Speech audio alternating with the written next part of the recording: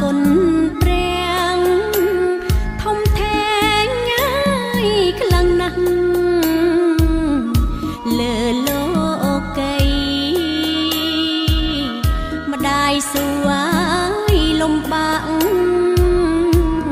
នឿយហត់ពេកក្រៃឲ្យតែមានថ្លៃកូនបានសុខសាន្តគ្រប់កូនប្រុសស្រី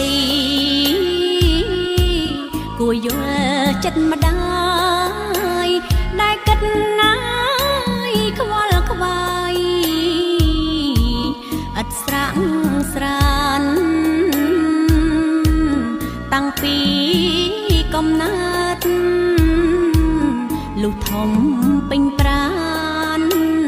ទុកប៉ុនណាយប្រមាណម្ដាយមិនត្អូញត្អាយលុះធំពេញប្រានទុកប៉ុនណាយប្រមាណ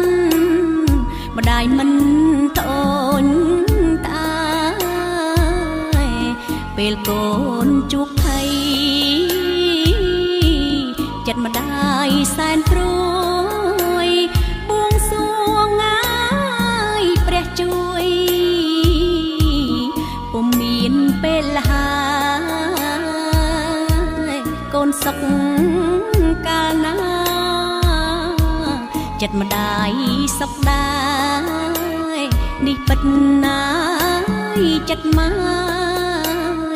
ក្បែរកូនគ្រប់ពេលម៉ែបានផ្គត់ផ្គង់បំរុងដល់កូនត្រត្រង់ងាយនឹមនួនប្រោះធម៌អប់រំជីព្រះ